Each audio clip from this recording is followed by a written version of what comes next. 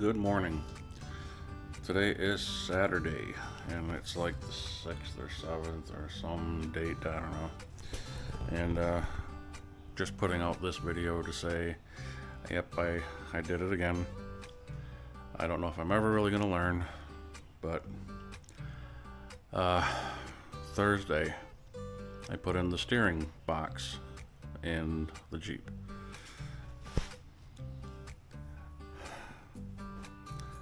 And I didn't record any of it.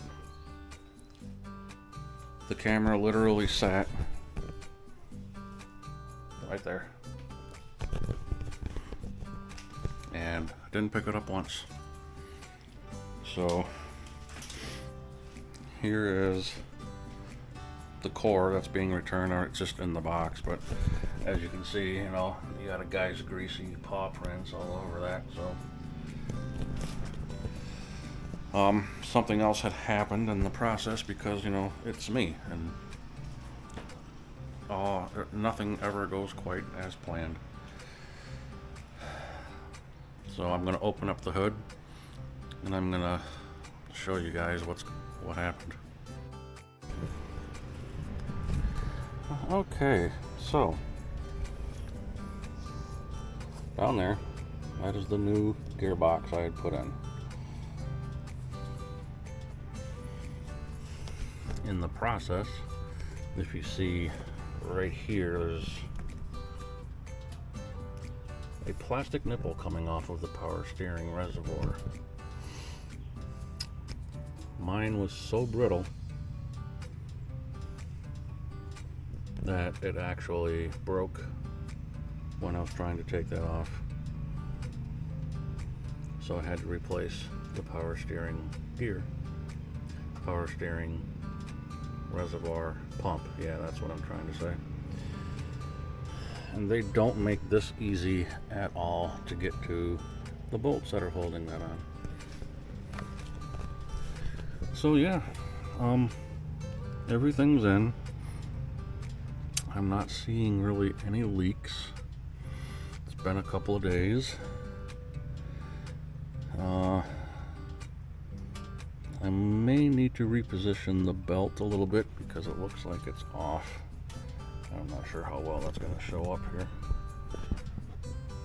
Looks like it's more to the right than it should be, because I do hear a little bit of a squeal.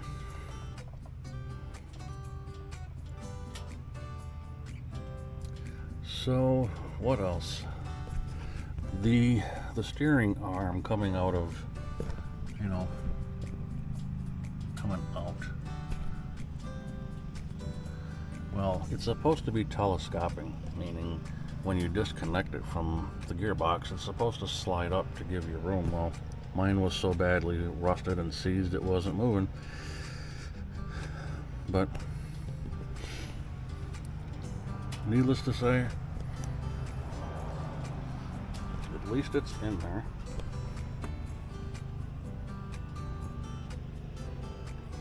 No, maybe that isn't on there.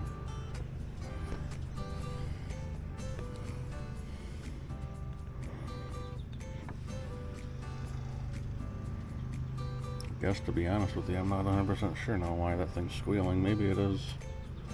Who knows? So, there you have it. Once again, I do something without recording.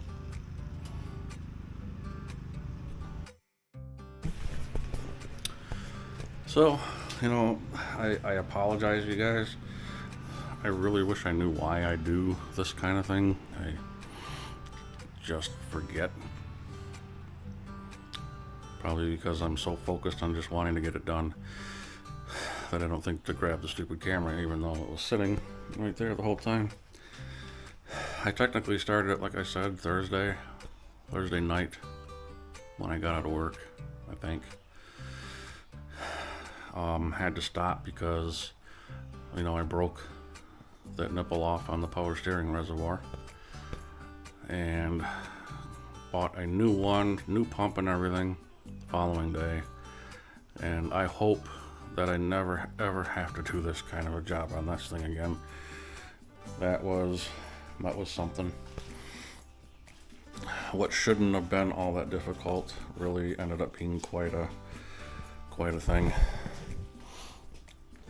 Had to buy this big bastard to remove the nut off of the pitman arm.